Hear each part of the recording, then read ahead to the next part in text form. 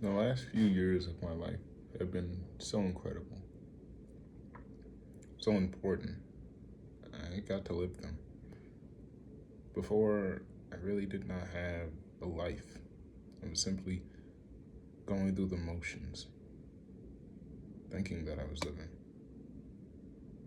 I began to enjoy after I had gotten shot.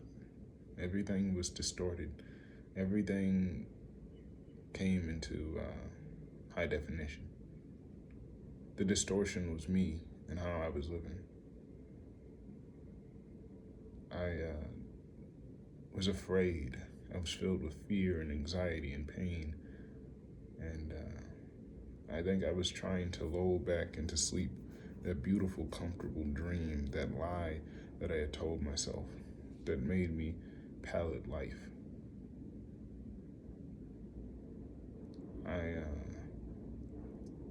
I began to realize that I could no longer live that dream. I had pleaded and begged for my leg to feel the way it once did.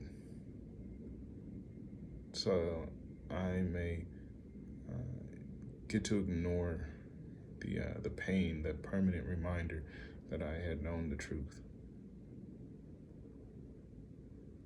I had began to study and recognize the truth and experiment just in hopes that I could rest and go back into that dream state. But the more that I had learned, the more that I stayed out, the more that I recognized within myself that I could not stay there. I began to live. I had explored the cave, outside of it, and saw the trees and the birds and the sounds, the sun. I began to realize that the awards that were given were no more than awards that were hand drawn by individuals given to others to make themselves feel important. And they were. Those awards, those gifts were something that did mean something special once. But as long as the user who gave it truly believed that it was special, truly wanted it to mean something to the person that they would give it to the people that it would be given to. But when it became something that was tainted by technicalities, first it was subjective, at first it was controversial but interesting. But then the more and more it came, the less that it really meant something. But I think that people view that as bad. Maybe the person that had made the award was not a good person. Maybe their ideals hint with a sentiment that that we've outgrown. Maybe we have defined love a bit better. I think so.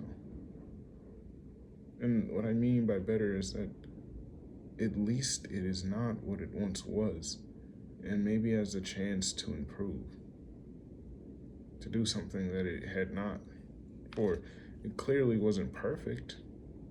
So if it's not perfect, then we'd have to start all over again with maybe just one slight different iteration. Starting over again. I had enjoyed, at first I dreaded it, being told to go to zero. I had spent 22 years building this life, this facade, but I realized I had started over again so many times that there was nothing really that solid in the first place. I had, for a long time, built this facade and this ego, these misinterpretations. I remember when I was once a child wanting to be friends with all the children in my class in school, and once I had moved, that dream became a little bit too exhausting. When I went to my other school, I had similar dreams, but less energy. So I tried my best to accomplish that dream there. I stuck along and kept that image of what I once was until I left again. This time I was in middle school and tried to branch out, tried to do something extravagant and ordinary. And after embarrassment, I began to climb up. As I grown into high school, I expanded again. And then after high school, it all changed. Zero. There was nothing I could hold, even if I wanted to. The expectations to grow, to leave, to change. I tried to hold on to being a child that much longer. I never regretted it. I questioned why people hated 2016 so much when I was 16. Even then, I heard it all the time. 2016 was the worst year. Even then, I questioned it. The reason I don't question it now is because I realize that struggles like that seem more bearable. They were bearable because they bared it. But I was no different from any other man when it came to that. I had dreamed of a past that I could have been seen as impressive. I listened to songs and music that others had sung, but I thought that if I were to take their work and go back and I would sing it, I would get the credit and the praise and the love and the admiration. But I realized even in those dreams and fantasies, the truth still came. They were not my songs. I'll be like, but I can sing them as they are. But they wouldn't get the references. What do you mean? An action, a time, a place, it wouldn't exist. Well, I would sing a song 1 year ahead, 1 year, 1 or 2. Someone would recognize the beat or the tempo or the flow. And if the person had written it down before, then they could say, how did you steal my work? You only know when it was shipped out to the labels. You have no idea when it was created. There are things that you don't know. Things that were in the works long before you were aware, but only because you perceive it as such. It made me sad. And then even the voice in my head had told me, what were you trying to do? You don't even remember the most of the people in your high school that you daydream about, that you think. You don't remember their names or their faces or what they're doing or what they look like. I would impress the women at the school. Who caught your eye? You don't even keep tracks of them. And what about your girlfriend currently? You think that you're simply just going to woo them and then break up with them and go to your girlfriend and say, hey, I love you. Are you going to say the exact same things that you said? Do you even remember what you said to her? And I said, of course, obviously. So if you remember, why are you trying to change that? Why don't you think about what you did do? Why are you always trying to think of what you could have done? You're trying to find a way to have it both, have it all, and it doesn't fit. Because that's not what you did do. Was it clever what you said? If you think what you said was clever, then Why don't you enjoy it? Why don't you play that in your head over and over again? And I say I do. And when I show it in my head and I play it over and over again, that voice, it smiles a mischievous smile as I forget the past a little bit more. And I'm not held to the nostalgia. It goes away. I try to remember it, but I realize I don't, because I focused on what I did do and something that I'm more certain of, more stable,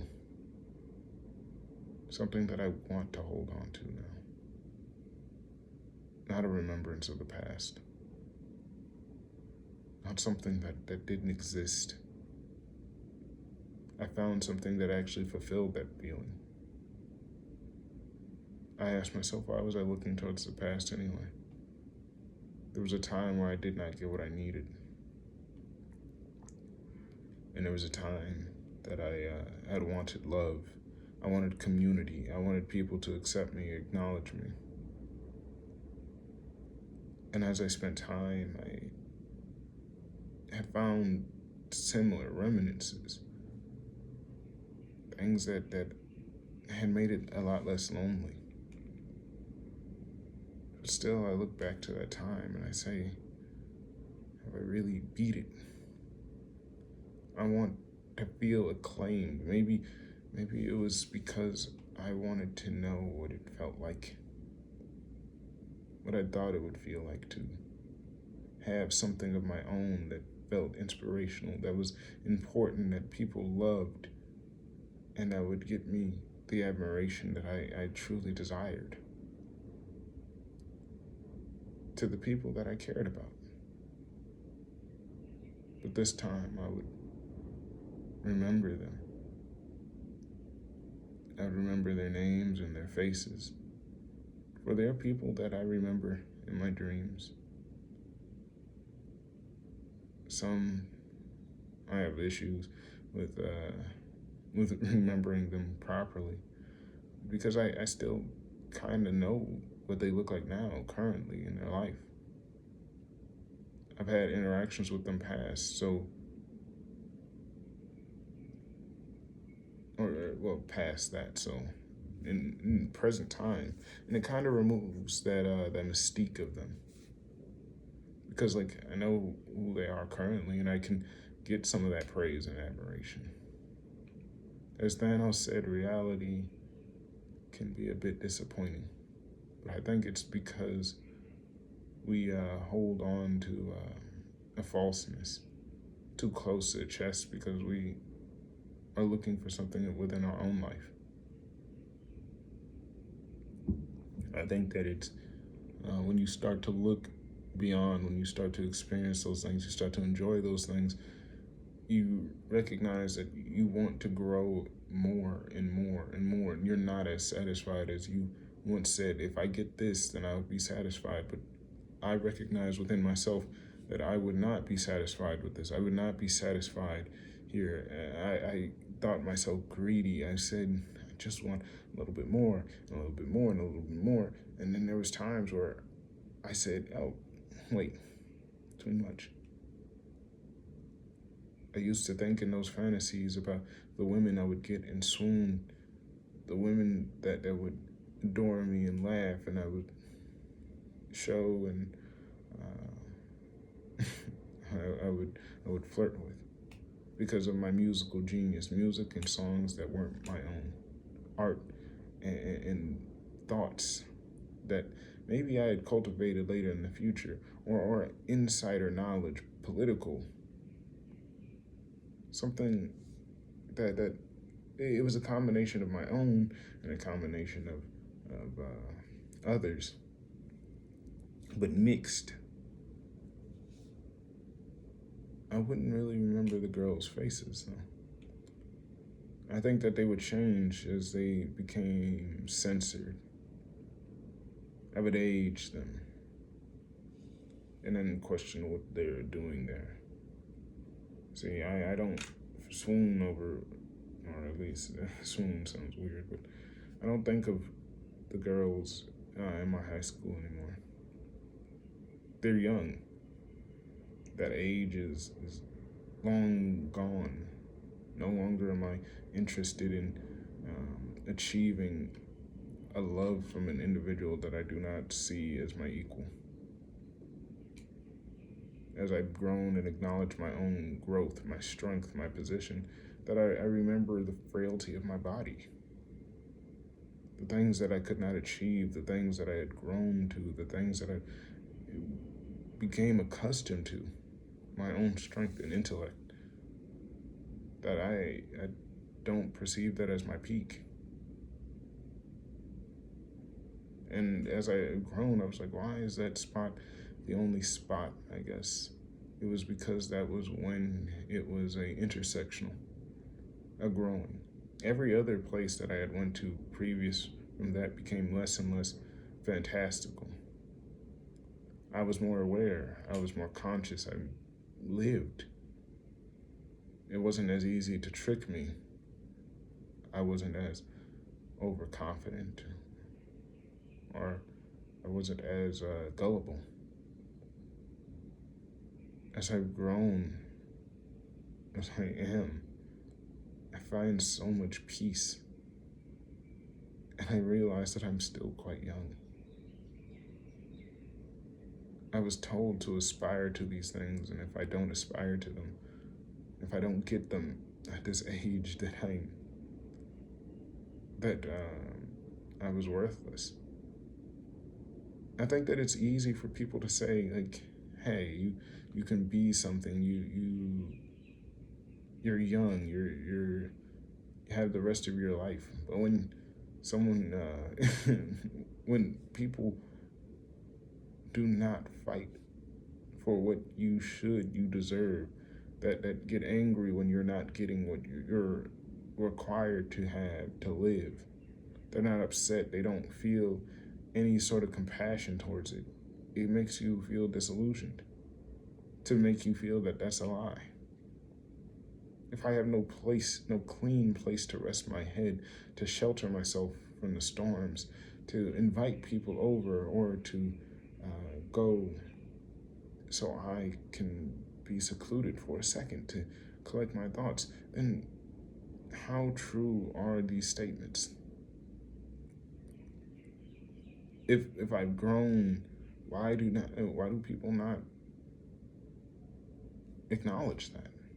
When I tell them, hey, I think I've grown, I think I've become better, why is there no place that I feel loved? I have to go seek and find someone to fulfill all of that love that I need, that parental, that academic, that relationship, sexual. I recognize with myself that that's too much for one person.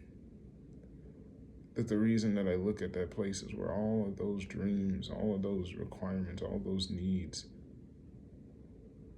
were once there. My 0 point. The point where I had asked myself, or the world had asked me, what am I going to do? Ever since then, any other play has been a choice, trying to get to the best.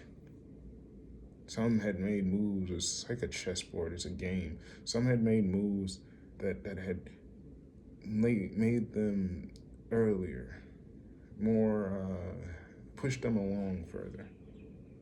It seemed that they would win the game.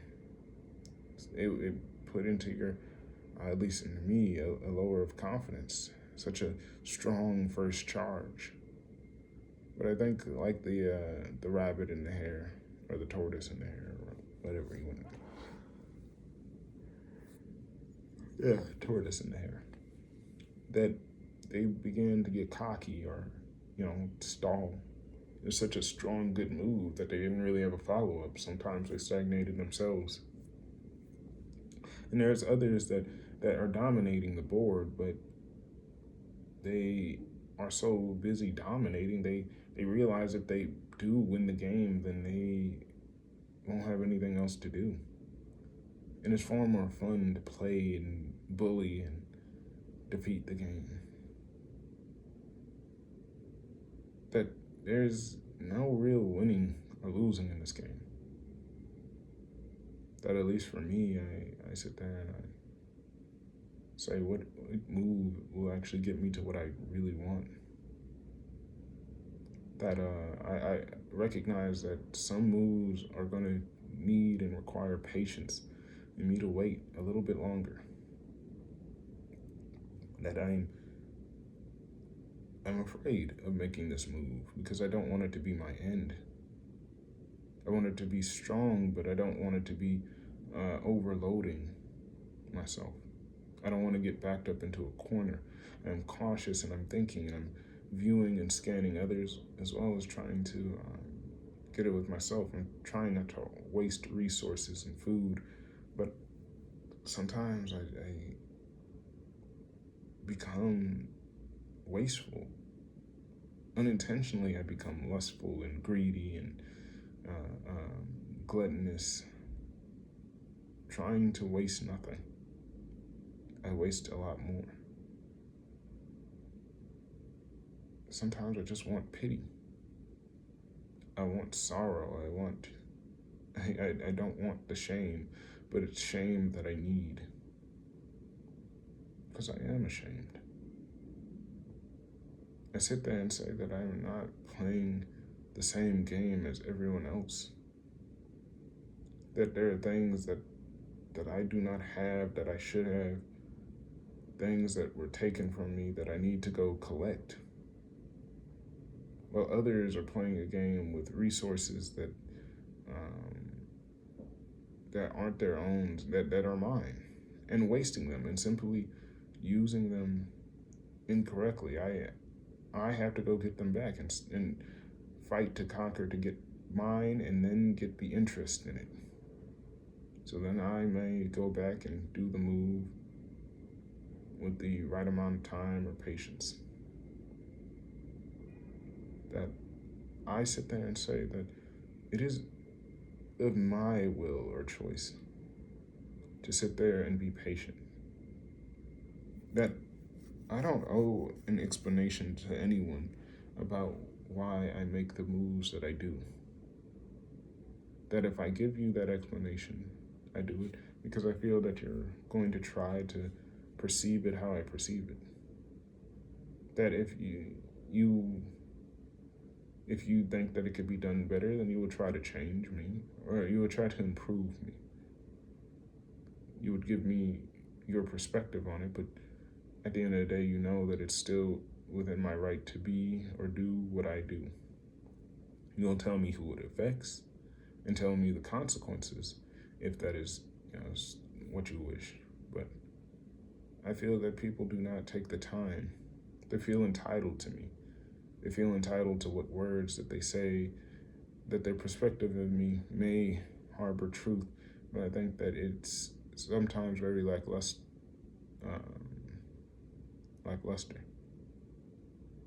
That I think that so many people are caught up into themselves and not investing into themselves, but simply infatuated with themselves, their own story, and the importance of it, or how it will get broadcasted, how it will be perceived, how it will be liked. But I think that that I know my story will not be liked. I know that it won't be wanted. I don't think it can be appreciated now. I think that if it's appreciated, if it's liked, if it's wanted, then I wouldn't have ever been in the situations that I was in. But I think that people would have to acknowledge the wrongs that they have done. They would lose turns and they would have to relinquish of their own accord the things that they know that they have taken that do not match their aesthetic and who they are. That if I am doing good, then the world is changing. And I would become more and more aggressive in that move. So I have to wait until people become bored. I have to live until people become bored enough to say that these are the stories that I want. That is a difficult position that I hold. The waiting philosopher, the waiting man that sits there and waits for others to make their moves so then I can make mine. It's something that I always liked. Playing a game, looking at a board. I'm someone that had always had an issue with patience, knowing its importance, but failed to utilize it. Someone that waits way too long for some and is so impatient on others. I view things way too. I think that someone says that I have tunnel vision, and sometimes I have a wide spread of perception. But I think functionally it can do me some disservice with both. Being able to see so far ahead, you then have to remember what the first move was. If you can think 10, you'd have to remember each step and how specific, and maybe you would know exactly how it would go, but you have to do it, which is a lot more harder. And then also remember, okay, then what was the second step? And what was the second step of the second step? And what was the third step of the third step? When did it start? So it becomes way too massive, way too big to contain on your own. And that is where I fail. But it's not that it's not elaborate. It's just it's too elaborate. That it takes too much time and resource to envision it. That you have to become patient. But then sometimes you look at things in a broad spectrum and realize what could get you that. But recognizing, hey, it's so short-sighted that once you have become aware of it, you know that it ends. And you can see how it ends and how long, and you can estimate typically how it ends. How 4 years is not enough. That if you partake in it now, you're just going to be jumping to trend, and you lose your advantage of being unknown as ambiguous. That if you put it too quickly, that when there's a bigger and better opportunity, something more stable, you see its end. But I think I've learned a bit of a balance, that I can look a bit far, but not. I shorten my view. So I work on what I can do, what I can accomplish, what I can remember. It might be a bit choppy, but as long as I can get it to do the second step of the second step, and the third step of the third step, and recognize that maybe one day I can harness both with a proficient level. It'll just take time. But I guess the most important of this is that I have to kind of trust and believe in myself. Sometimes I just have to rely that others do what I think that they can. I think my greatest sin is that I don't trust others. I won't say I've never been shown that others aren't reliable or I can't do it, but when you've been beaten, when you've been disregarded, when you've been a loser for so long, and then someone comes and says that you never were, all that they were saying were lies and hurtful, that you didn't understand this, they never gave you the tools for this, that you weren't wrong in this. But to pick it back up after beating yourself up, cursing yourself, calling yourself dumb, saying everything that you had believed and done was wrong, and now to forgive in yourself and to find a brand new practice to get up once again to say, I I want this. I want to live. I don't know who to go to. I don't know who will protect me. I don't know who will open their borders to me. I've seen scams. I have seen lies. I have seen shame. I've seen so much that every time that I open my pain, there's someone there with a pre-scripted answer to say, open the doors of God, here, enter the church, and be one of its shepherds. But I say, I don't believe I am the shepherd. I believe that I'm one of the wise men. That I don't believe my position or goal, and I think that I would be doing a disservice if I'm not acknowledged as such. They say, how dare you, and there's so many that want to humble you for believing in your action until you prove to them that you are the wise man, until you come adorned with gold and silk. You're a liar, you're a charlatan. I say, if that is what you need, then give me the money. I'll go buy the silk, and I'll buy the gold, and I'll ride on camel's back or horseback or whatever you need. And what is the wise man? What is the criteria? What is the is it what I feed, what I eat, where I sleep, where I lived? What makes a wise man wise? And I think that it's in the name. It's simply put, the wisdom that they hold. But wisdom is important. What is the wisdom that you seek? You want the wisdom to gain wealth, to be in position? Or do you want to maintain position? Do you want a particular type of house, or does it not matter? I think that the one worst thing about being a wise man, maybe I shouldn't say worst, but what is the point of being a wise man if no one really asks you questions?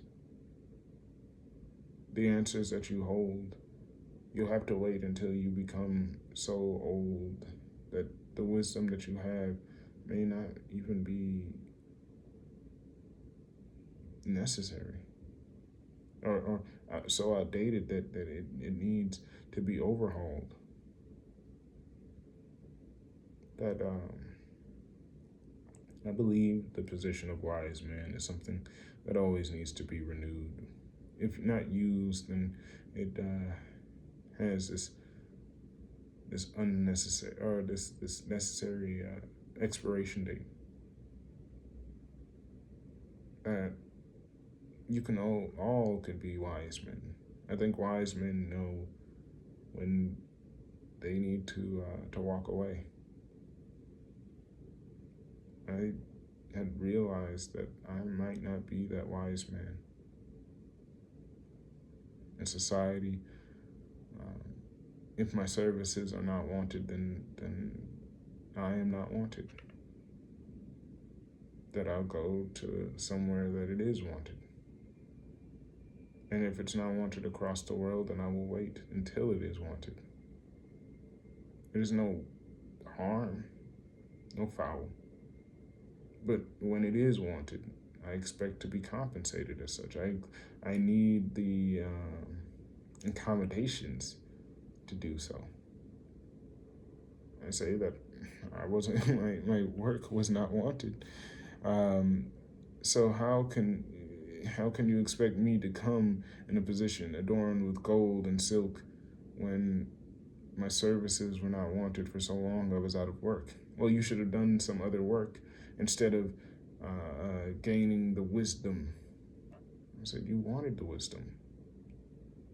I was making sure the wisdom was fresh when I came. You wouldn't want a farmer to sell you old fruit. So why do you expect me to give you old fruit, old wisdom? You for what for gaining this wisdom, you had to pay the price. It is simple economics. Well, I'll go get wisdom from someone else. Okay. If that is the wisdom that you seek, go somewhere else. Well, if you do not accept the what I have to offer, well, then you'll die. I say we all die. That I know that I take my work very proud. I'm very proud of my work. I'm not sitting there to be stubborn. I'm not sitting there. I've labeled my prices as low as I can, as reasonable to how I live. I should be able to live. That if it's something that is wanted, why should I expect to live in squalor, to give somebody something so overpriced that if I die, then fine. It's not like I want it. I'm not aspiring to die. I'm not sitting there, but there's hills that I must die on. Like, what is the point of getting underpaid, to accept being underpaid, to know that you're being underpaid and getting gypped? Even that word is pretty offensive. Gypped. Getting if what I'm getting paid is so undervalued, if if I know the value of my work and I'm giving you the lowest that I could possibly give you for the value of my work, that would make it reasonable for me to live in reasonable accommodation, then and if you say any lower or offer to go anywhere else, then you should not be upset of the quality. That why ask a question if the answer isn't what you seek, but the false feeling, the relief? I could have saved you the time and put a bullet in your head and say, you have the relief of all ails and pains, lies and distortions, that you will no longer hurt in any way. Here's that relief. I, as not only a philosopher, for I don't care for the name, as it's just a way to coin or say, whatever. Call me a wise man. Call me an oracle. Call me a scholar. Why come to me? Why ask the world why do these things happen? Why say the words I don't know? And then when a man says, I think that I know, do you sit there and beat and bruise and say, how do you know? Oh, you don't seem confident. You don't show this charismatic nature that you're not forcing me and telling me to believe this. I'm like, because I don't think I can. I don't think, even if I could, I don't think I should. That I think that wisdom and intelligence is both on perspective. That I say that I think that if you stand where I stand, I can give you a perspective or move you in left or right, maybe angle you into the place where you could see it the way that they had once saw it. That you can understand why a short man, can see the world as a child, and how a tall man or a tall boy can see the world as a man. I've gotten used to it how all of these things, how they all play and how they could play. I think it's just, do you really want the world to bend to your distortions? Do you really want the world to always play to your strengths? Or do you want to play a new game? Do you want to actually play the game? It's more of the question. There was a time where I had said to myself that I want to grow, I want to live, and to live is to change. And I think that people, they slowly and surely want that. I don't believe that that's really the problem. That I think that others had chose to stay stagnant for so long, and we had waited for them, and then we're waiting for them still, and some are just walking ahead.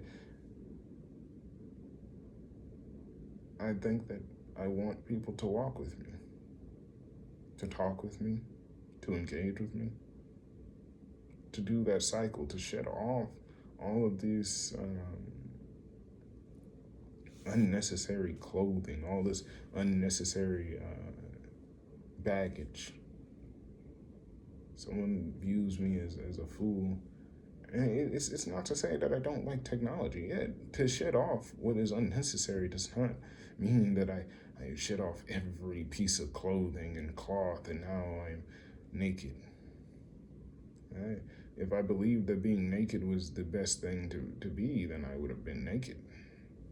I know that I was born naked, but guess what? Even animals cover their children from the cold. They huddle for warmth. They are born with fur. That I believe all of this is in the world, and that is why our brains are able and capable of thinking these thoughts. That maybe I just realize that the rules, these are just simply rules made by another and told to me that things have to be this way and can be solved this way. I don't believe that they do. I know that there's another way. Now, some people make it so simple or make it so complex and convoluted, but I don't think it's that difficult. That's the struggle that I fight. I know that it's not going to be, easy, but I don't think it's that difficult. Someone says, oh, you can't just sit there and make a rule that would override all the other rules. Why not? Why can't we? What is stopping? If I said, hey, I want to make this exact video game again, just with updated graphics and with updated voice lines. Well, you can't do that. You can't just take this thing. You can't take the code and rework it. You can't just copy and paste it and then add other things. You have to get the trademark. You have to go through these companies. You have to go. It's like, I don't have to. Sure, by all means, people would then come in and tell me I have to stop, and they would threaten to lock me up, chain me, put me in a room, take my fingers, kill me. But that's a consequence. That's not an actual literal. It can't be done. I think that's what confuses people. Like no. Should it be done? Can it be done? Why is it done? I think that's what bothers me. I'm trying to sit there and compress myself again and say all of these bad things, they make sense, but they don't. They don't. I don't see why. I try to make it logical. I try to wrap my head around it, and I just can't. It just seems so trivial. And I think that's what God thinks. Like, God, let me win the lottery. Why? Because a company has has control over my life and forces me to do work that I don't want to do. It forces all my friends and family to do that. And if I do that, I can then become paranoid and have lots of wealth extremely, and then people would send people after to kill me and kidnap and harm my family and put me in a worse situation. But I think that that's better of a situation than this. I don't see how. I think you have less skills in figuring that out. I think that you would more just need to figure out why the companies are doing that, or maybe group together. I don't feel like you winning the lottery is going to help. And there's 1,000 people that are asking for the lottery to be done, to be fixed, so they can win it and then be in similar pains and debts. Like, I'm pretty sure if I had granted you the lottery, then and you go and pass away in 2 months, it wouldn't have solved any of your wishes. I think that sometimes God, no, I think that God doesn't listen because there's no point. That one sits there and believes that that's the best of the world. But you ask, is it God that's killing me, or is it society? Why can't I hold these people accountable? Why can't it be done? And I don't look at those in those positions. I look at those that harbor them in these positions, that hold them in these idols, hold them in these celebratory ways. But I say, why can't you hold me as such? Well, you don't amplify the look and the glory, and you're not as fun or amusing. I think that it takes a bit longer to pry yourself from something that you think is good. Routine. For change is a bit more of a struggle until it cools down. It's kind of like hot food or hot tea. Yeah, I think I'm a bit like hot tea. When it's young, it's piping hot. It might be good, but the flavors, you can't really taste it past the scolding. But then once you burn yourself once, you don't want to try it again. But those that are resilient might try it again and again and again. But sometimes fail to realize that, yeah, you burnt your lips, you burnt your tongue. You can't taste the flavor even if it were to cool down, or your body is not ready. But you go, that's a waste. It's a waste. So you have to, people pick the right times and opportunities and the chances. I think that we've grown very scarce. I think that is true. We've grown scared again. Scared to try something new and waiting for someone to be the light in the darkness. But I think that we have our own choice to pick that light before we fall, to catch ourselves, to say, oh, I almost fell into that darkness. That I'm trying my best to not be the philosopher that is known far too late in life. That is so drastically different or out there that people hold them into high legacy. That their words grow ever so more cautious, a sword that is way too sharp. No. I want to be still something that could be honed, that can be ever becoming. I am far too young to think about the retirement and to idolize a retirement. That I simply, I believe in a strange twist of fate. I agree. I don't think that I ever want to stop working. That retirement sounds bad, or at least is something that I don't aspire for. I aspire to work until my end. To have, and my work does not need to be crushing labor or pains. I like to walk around and to talk to people and to answer their questions. And sometimes to be an ear to listen to.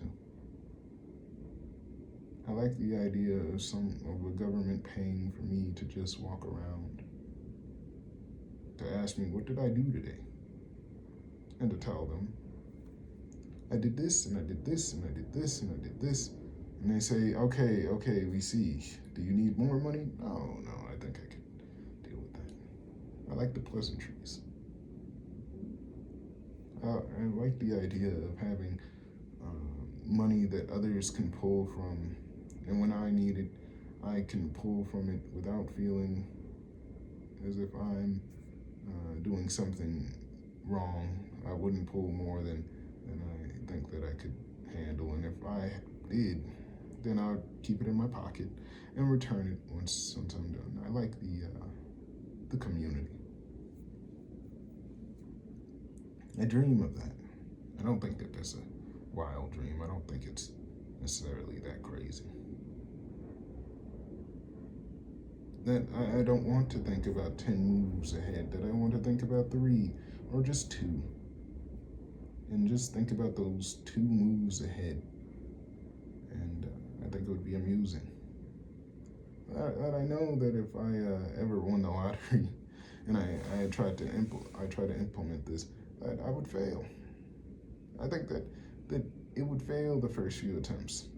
That's because it's never been really done before, or it hasn't been done in so long that how would it be done in this society? That I think that so many people see the initial failure, but fail to recognize the innate success. I think that is wonderful. Like, yeah, people would steal from it, people would do bad things to it. Of course. If I left $1 billion and said only people of the lowest bracket or the middle class can touch this, but I would ask that you put it back. I guarantee you by the first time it would be gone. And then the second time it would be gone. And then the third time it would be gone. And the fourth time it would be gone. But I think that after a while, it would show consciousness. Someone says, we keep getting that sucker. Yeah, keep stealing. Now, again, I would obviously put limits. I wouldn't say, okay, someone can just get all instantly. If I said no bars, no rules, no governance, other than here's $1 million, I won't tell you when it gets replenished.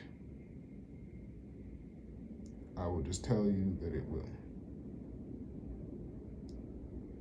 It will. You can only get a maximum of $100. I think it would be small enough or trivial enough that people would line up, try to be the first. People would go. People would govern. People would fight. But then they would realize that if you fight, you do it too long, then who's to say that that person will do it again? If it starts to become a threat, there starts to be regulation, there starts to be rules, there starts to become this expectation.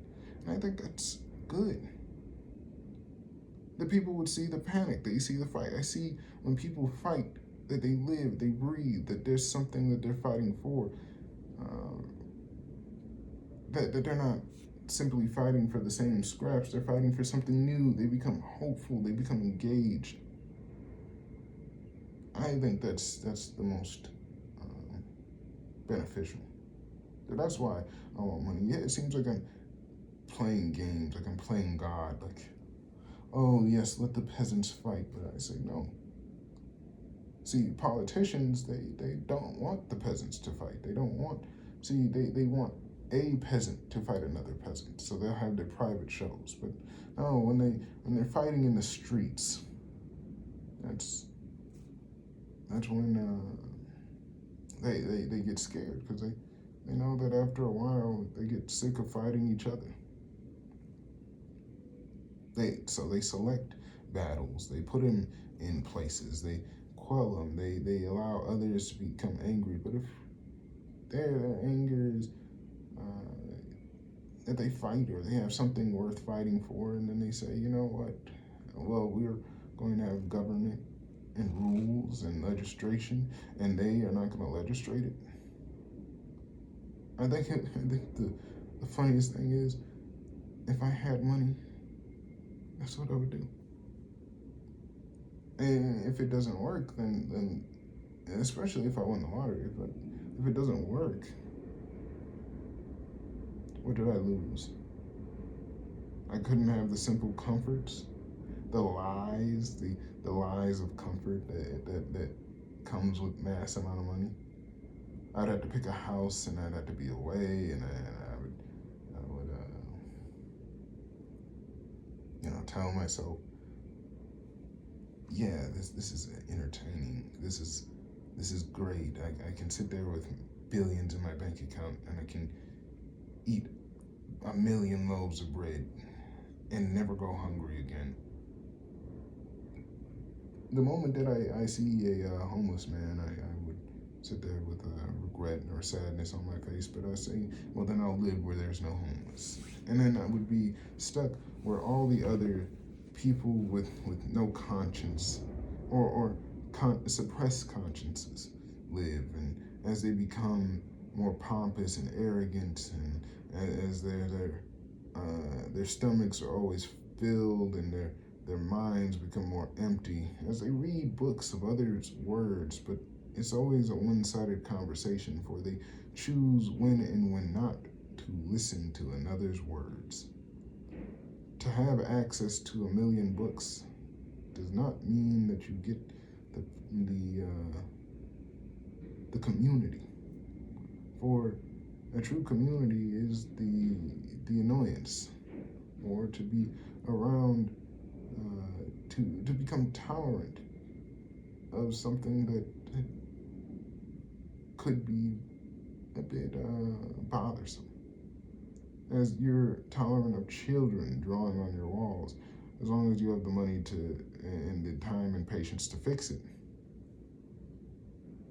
But if you have no money, well, a child destroying your things becomes less acceptable and less wanted. And with that becomes abuse or violence or aggression. But with those that have no time or can pay to avoid annoyance and pleasantries, and the trivialities, instant gratification, satisfaction, they become boring. They become very super elite, overpowered characters that have nothing else to aspire for.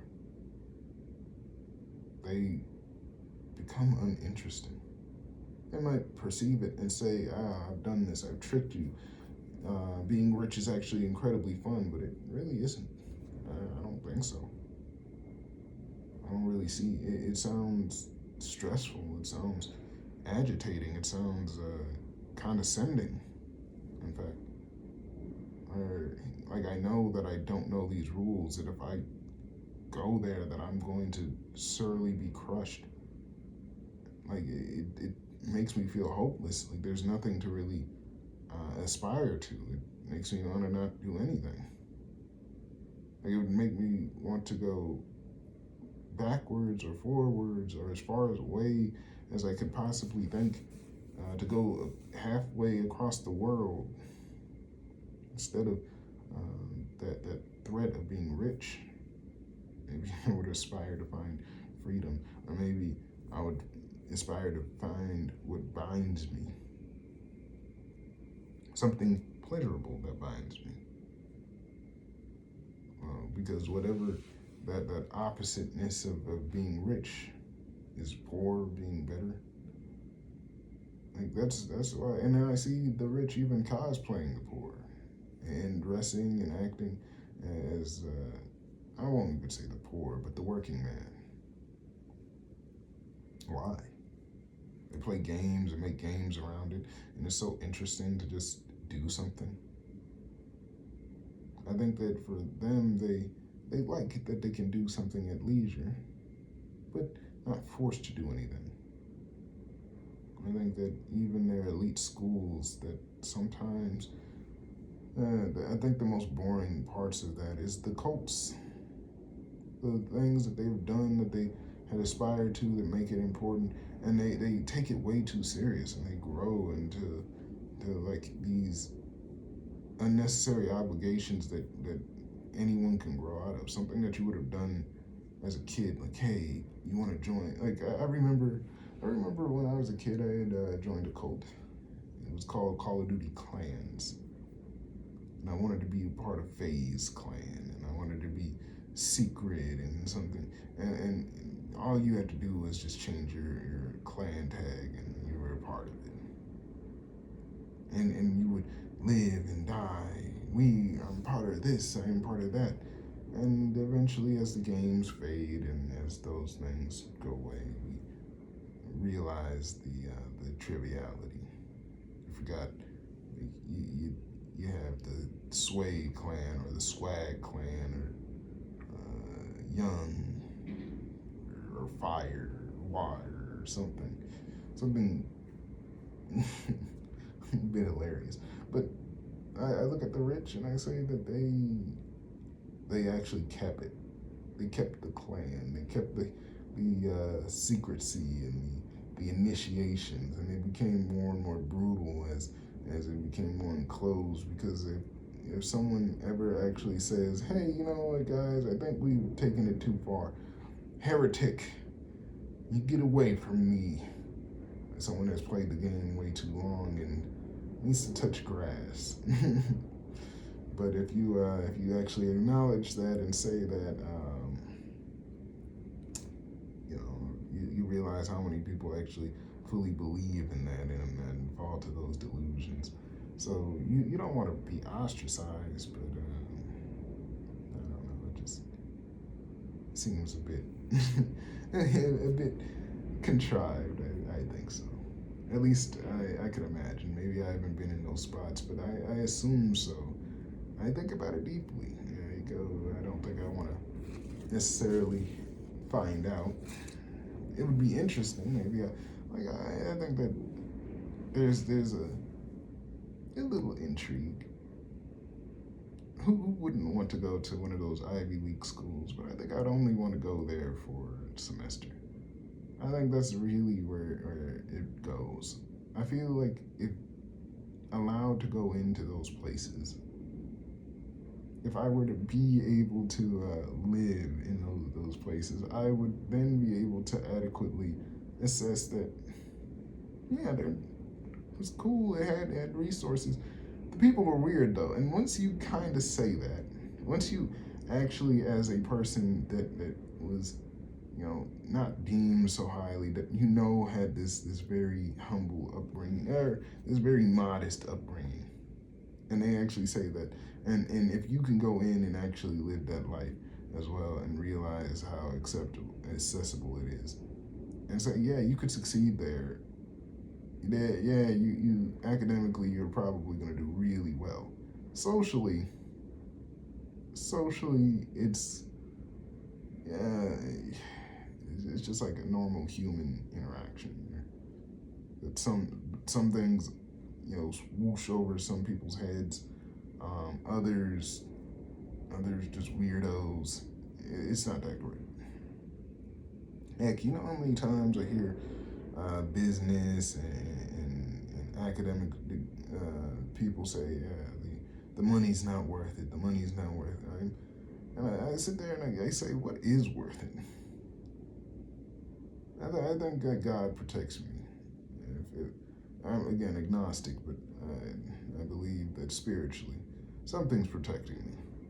Why I listen to what they actually say. It's a bit boring. Like being in Australia right now, a bit boring. It's not that I don't want to do anything here. It's not that there's nothing to explore, but there's no incentive as long as I don't have the money. The housing, the protests, the homelessness, it doesn't like it. It's not that different from America in that regard. The things that I want to do, I could barely afford to do them. It doesn't really provide a like an intrigue to go there. It's the people tell it the best. There's no like if you don't look of a certain nature, a certain face, a certain racial background, they don't call to you. So you're distant, you're other. And it's like, yeah, you might push yourself and show yourself like, you're a cool guy, and then meet some community, and it'll be like good. But you have to have something already pre-established. You have to have something that's like, oh, okay, this person's allowed in. Well, let's talk to them. Oh, they're actually interesting. Um, the people here are just rather indifferent to like me being here. Not saying that like that's where the racism is. But unless I push myself and stick out like a sore thumb and say, "Why are you here?" Then talk to them, and then they see, okay, I'm cool. Then the outreach isn't really there, unless I financially put an incentive. So I have to pay to be like in places that other people can't pay. Other people with my skin color can't afford to be there, and then I go through the whole routine, and they're like, "Oh, that's cool. That's interesting. Oh, you are intelligent. Wow. I expect that he's gonna do great things. I guess I don't know, but no one like I never get the money back, so then it's less of an incentive to continue to do so. Um, all that to be said that and this isn't just for black people. I say on the white hand side, I assume that you'll just be doing a bit of the same thing. Like I couldn't imagine it being that much more interesting. Like you see some sports, like I've done a few things here, and yes, there's probably things I don't have access to, but I doubt that you wouldn't have access to them, and you would see much of the same thing that you could have saw in America done in a way that you have grown and preferred. Like as an American, I sit there and I watch some of these sports and I go, wow, like that it's interesting, but the high impact, the body, the mind, you know, it's all right. Yeah, if you like sports, they have sports here. If you like food, they have food here. I think that um, more so that it is uh, not really entertaining. Like you could have just stayed in America, got that. I think that if you think that the red pill that you're gonna go over here and reinvent yourself, you're going to do the same thing that you did always. There's nothing new that you're gonna do. If you're a cheater over in America, you're a cheater over here. It'd be cool to go over here if you're like, oh, I have been banished from my land. Let me go to something like this is a cool place to go as a secondary, like a backup place. If like I could see myself like functionally living here, but I don't think it's better. It's kind of like how people say, let's go out into space and go terraform another place, a planet, or live there instead of living at Earth. I'm like, no, it's just easier to fix the problems in Earth than to ever go to space and figure out all of this. Because like over there, it's just weird, or just rules that we have aren't there, or sometimes they are, but it's just okay. Not saying that some things aren't done a bit better. Yeah, landscapes and structures. There's plenty of things to see, but is it really worth moving everything, my entire life, to sit there for the few things that I'm like, okay, we could have just like sent that over. You give me $10,000, the amount of money that I had to move and change, I would be like, give me $10,000 and I can, I could build a park with exercise equipment. I could probably find a place near some trees. I could grow some forest. Like, I think I think it's just the land. That's really what it has over. But most people aren't living in the rural places. Like or they are, but they themselves are wasting so much money because they're not land people. They they're not nature goers. They need, oh, it's nature, but it's they need someone else to cook and clean and do all this. So the views are great, but if you don't have the money, it's all the same, a bit of the same. In fact, it's much more boring. Why did you even leave? To do something different, to live somewhere different. Did it make you any more interesting? No one can comprehend or listen to the stories that you're just playing the game with other rich people, or playing the game with those that like going into a kindergarten and trying to seem impressive because you're an adult,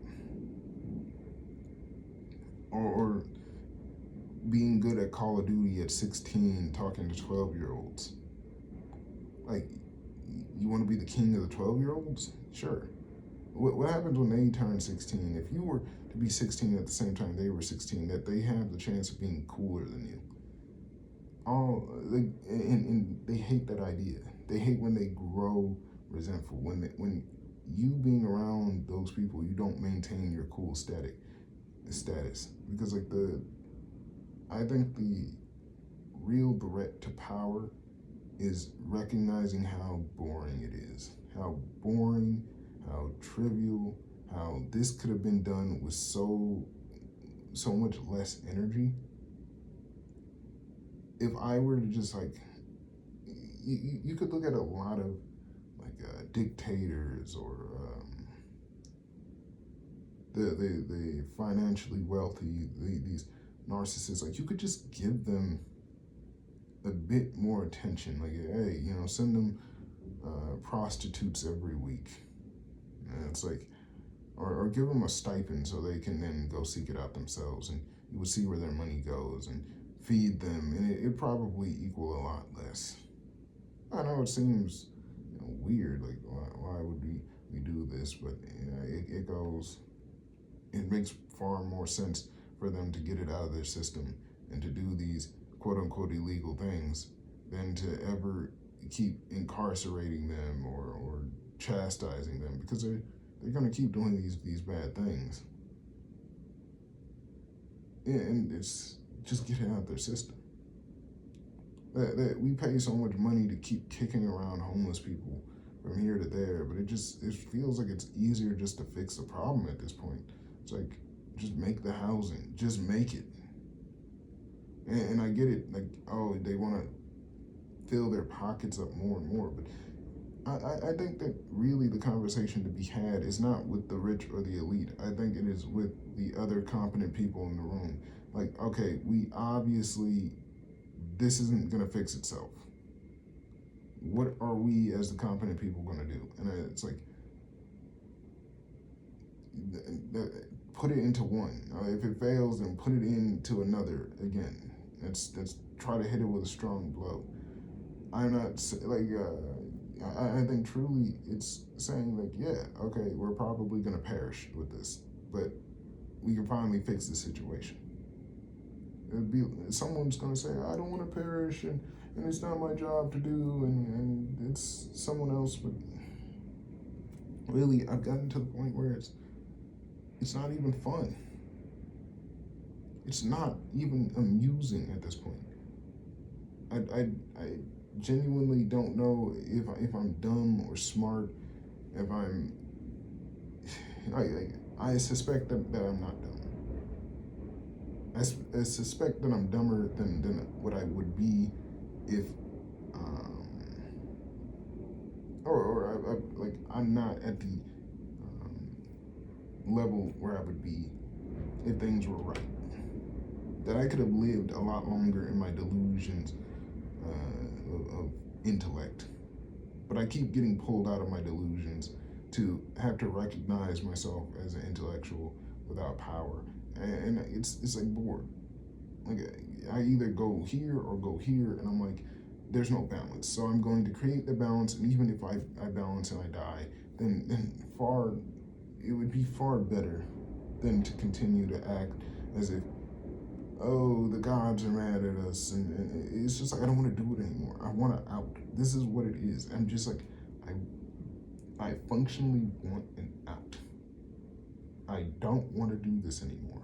I don't want to pretend that it's some weird sadness that there's like, oh, woe is me, this learned helplessness. There's nothing that can be done. Let God come in and fix my life, and then like something just by chance blows into the wind. It solves the situation, or just helps me solve the situation. I give all the credit to God, and then um, I get put back into the same situation because I never really fully remedied the situation.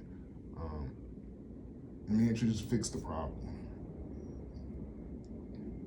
It's people. I think that people get more mad that I'm breaking into delusion, but I'm like, let me just break your delusion quicker. If you want to pin me as the bad guy when this is done, then go ahead. But I guarantee you, like, let me break the delusion, put me to death. Just give me, I say, give me at least 5 years of life.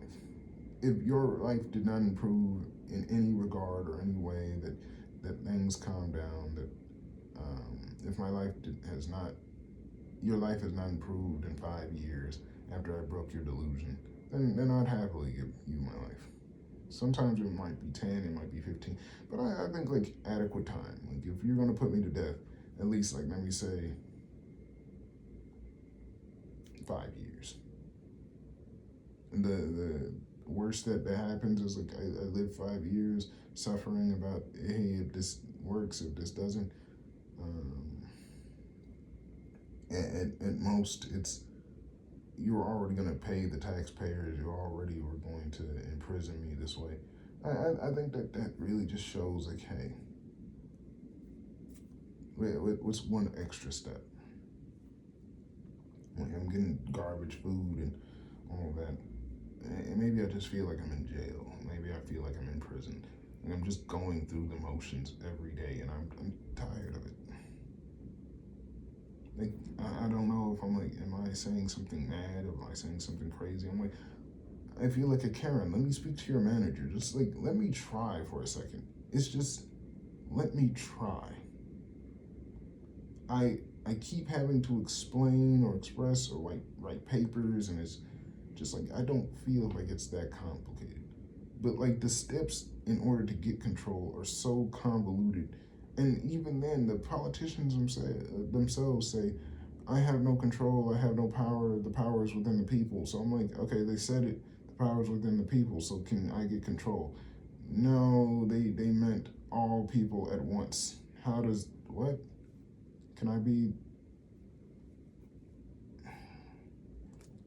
I hate in evolving and possibly getting all the knowledge or obtaining the knowledge or being able to pattern recognize or read the books, because it's like it doesn't matter if I read the books or don't read the books. If no one actually tests that I read the books or know the context of the book, then I feel like it's a bit of a failure. What is the point of reading these books if I don't trust how someone had gotten it? What is the point of trusting someone has their bachelor's or master's or PhD if I can always just simply accuse them of using AI or ChatGPT or something as and I just have to add the addition that they used AI. And then how can I say that like I trust any PhD or masters or any sort of degree at all, because like, okay, so was what you learned racist or not racist? Are you willing to look back and say like, hey, what I wrote was pretty racist, or yeah, it was based on incorrect data? I'm willing to go back and just admit like, yeah, technically it would have made me fail.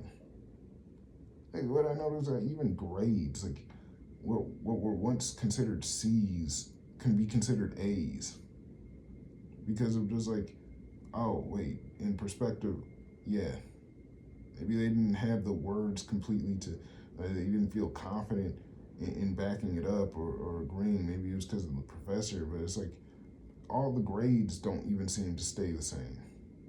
I don't even know if what I'm saying is actually like, I'm willing to let it be scrutinized, but I'm like, I never really get into a position where I can actually, like, hey, can I be properly scrutinized? Can I stand trial? Can I ask someone? Like, I don't feel like, oh, I gotta wait until I go to university. I'm like, okay, once I go to university, once I solve this, what? I can't even publish books. That's the worst thing, because it's like most of the books are like, it costs so much money to publish books. Capitalism has overflooded intellectualism. There's like influx of just like trying to get an idea out before it actually cements. So everyone's trying to be new. Someone's trying to get something interesting, something that people would read because it would protect their livelihoods. And then once they have a name, then after that they can sit and with ease write a book. But after that, they had poured so much energy into being first that their credibility is sketchy at best, and everything is up to scrutiny. It's just ruined the game.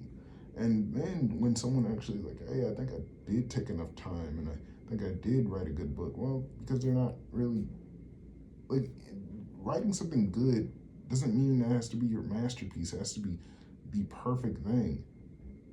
Like, I don't think anything that great is going to be something world acclaim at the first one. Like, I don't want my, like, I'm writing a book right now. I don't want my book to be world acclaimed the first book, because then I'm stuck and I'm like, okay, I gotta keep writing everything I put so much time and weight into it. I'm like, let it be good. And then like, if it's something flawed or wrong, I could fix that and improve my writing later on. But I'm like, hey, I can publish this. But then I'm like, I can't publish this on just like free websites, because like, not only will people, if it is good, they'll take my idea. If it, or I won't get recognized for it.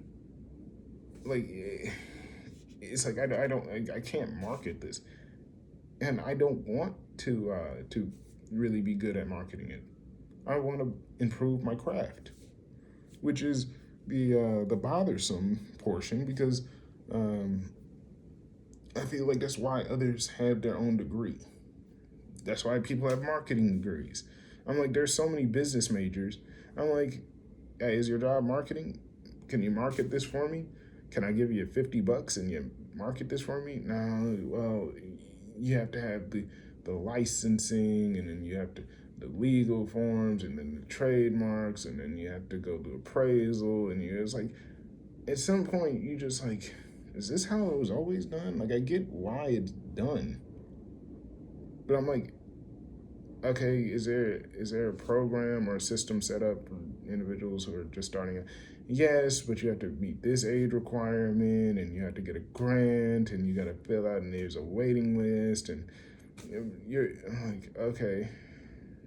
So I'm glad I'm not the first one to do this, but like, it's disheartening.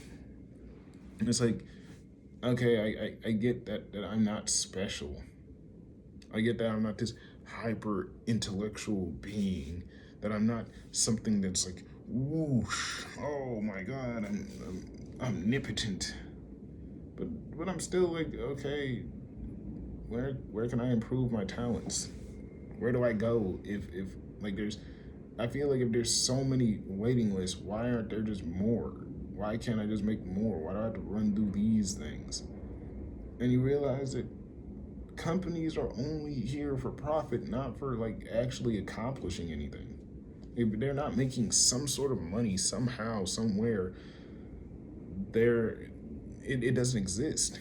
That's why I'm like, I want a business that fails. I want businesses that fail, that leave, that can't, that's like I want competition again. I want oversaturation of companies fighting for my dollars again, instead of feeling comfortable being fat cats.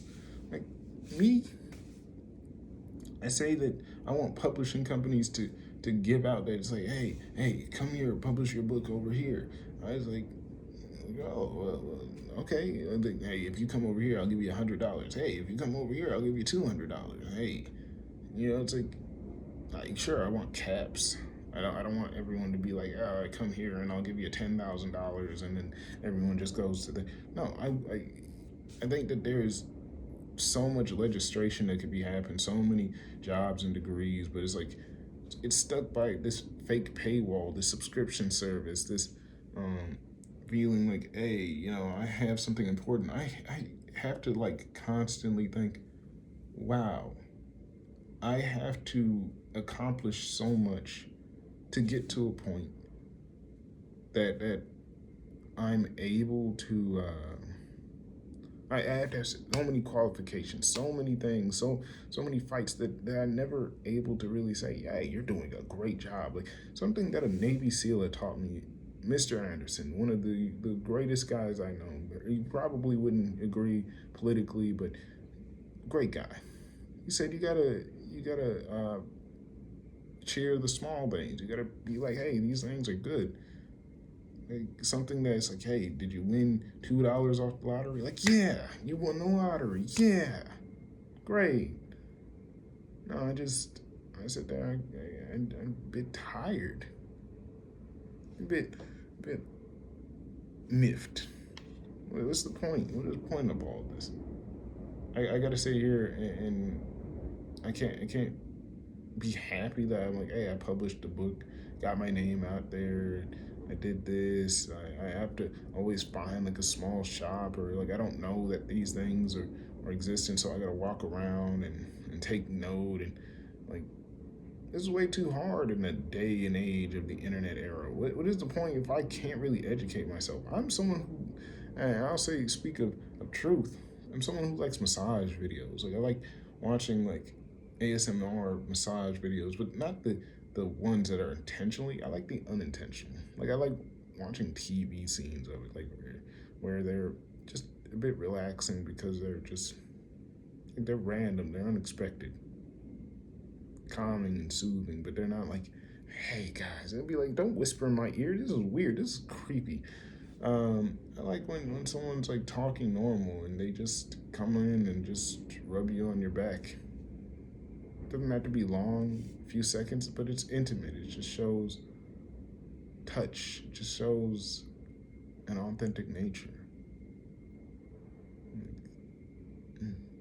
Something that doesn't feel weird or strange, even though like to an outsider it could. It just shows a closeness, like something that they like, that is done for free, and is nothing like weird or embarrassing. You don't know when it started, but it's something that you do for each other. Like it's a stressful world, a stressful life. Um, I like that. I don't know, but like everything here is just under a paywall. I gotta find it, or it's just like I don't know. Like, in fact, I think that if it kills me, that I would ask for it to do it quick and painlessly and without me being aware. But I don't want to die. Like I say, like I adequately and adamantly say I don't want to die. I just said, can you please? There's no other incentive to then. I promise you, I could do way more things. You just give me the right resources. Just invest in me. I don't know how else to beg or plead. Invest in me. I promise you I would do the job. There's literally no reason that I would die. There's the rich are so paranoid with all their money that they will refuse to invest. I'm like, I can give you so much. We want to do these things. We're not gonna stop doing these things. We've built and cultivated these skills. Yes, some people are gonna naturally leave. Like some people are just like, I'm gonna do these things and I'm gonna stop doing these things.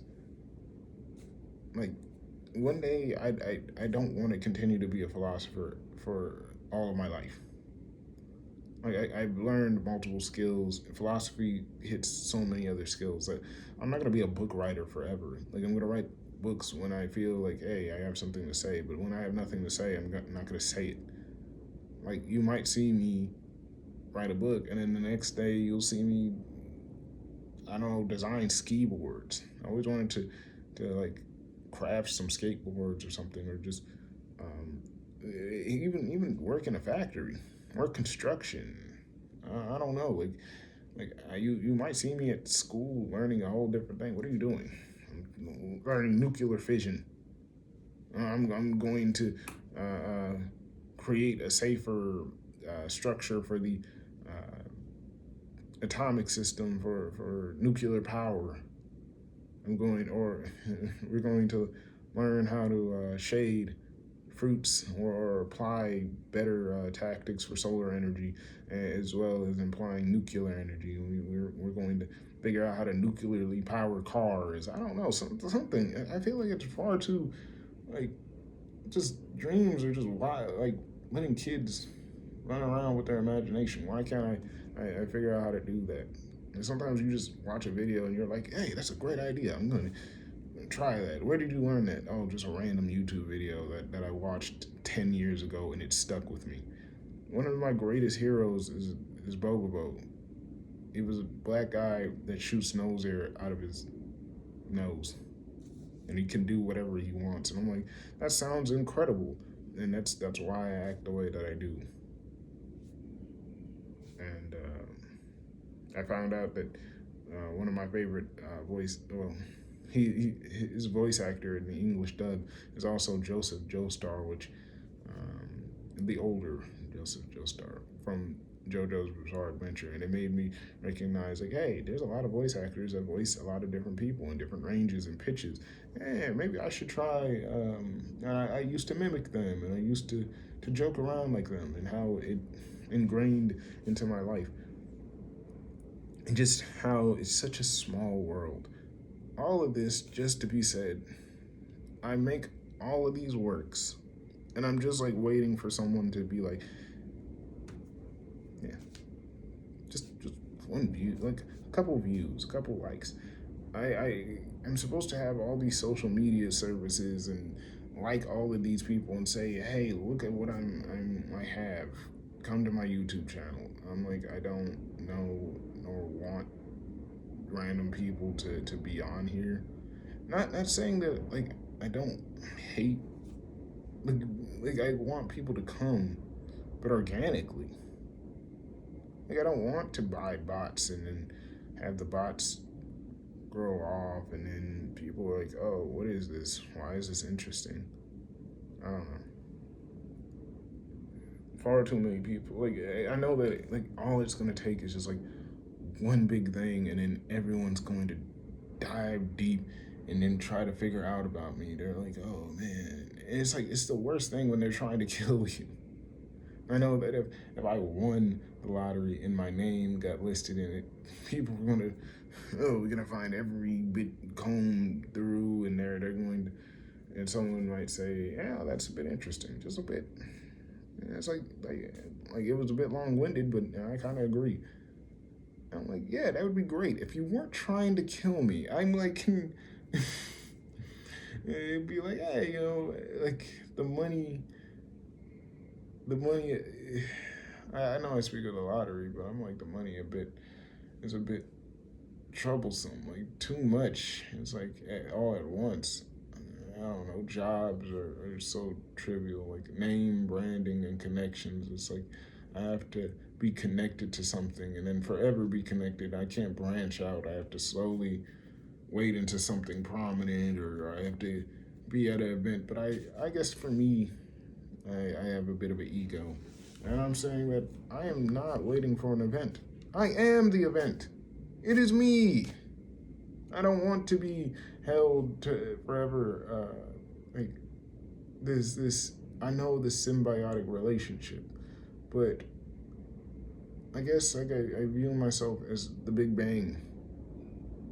I view myself as a self-created explosion that I did it myself. I'm like, yeah, I showed you guys. Like, yes, I'm the cultivation of everything, but I'm my own form in itself. That others take two to tango, but me, I am both the explosion and the subsequent consequence of that explosion that I become, I guess. I don't know.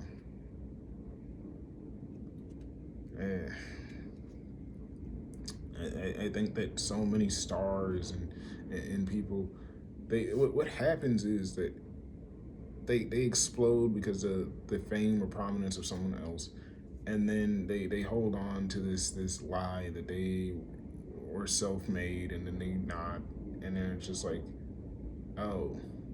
And I tried so long to be like made by someone else, because I'm like, I can't do it. I gotta be what's it called, made by someone else. It's easier, it's much easier. And then I realized that's what they did.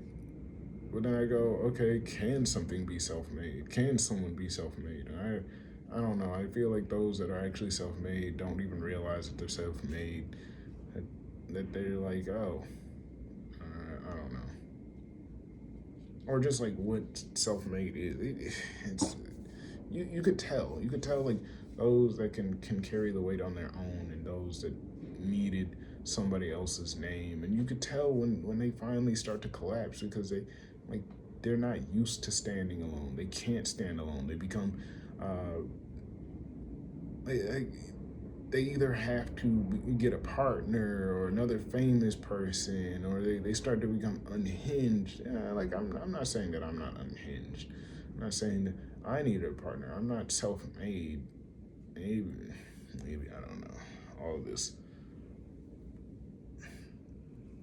I guess all my words are a bit wrong. That I'm not self-made either, or at least I'm willing to acknowledge that. But just in terms of fame, all this should be said. I guess I'm getting a bit bored or tired of this. I get like this because I go, I speak and ramble, and then I'm like, who's gonna listen to this? Who's going to stay this deep?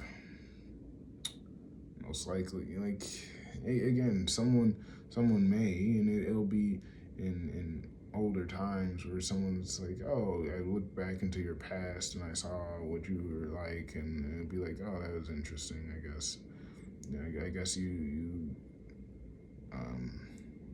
had found it to be intriguing, because that you had that free time, you had enough time to invest into knowing me.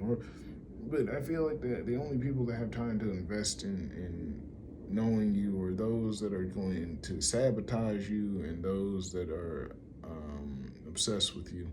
Very rarely do you find that balance of someone who's interested in what you have to say, but willing to listen to you for a lot, but not going so deep into knowing every single last detail, to the point where it's like you're not even that interested in yourself. I'm not looking for obsession. I'm looking for genuine love. I'm looking for acknowledgement. I'm like, I did this, and this is what I'm working on, and then I can show you what other things I can improve it. I can come back to this skill. I feel like I'm always just missing something. I'm just slightly out of range, or maybe I'm just growing, or I'm protected. Regardless, either way, I need to do my work. That being said, I'm done.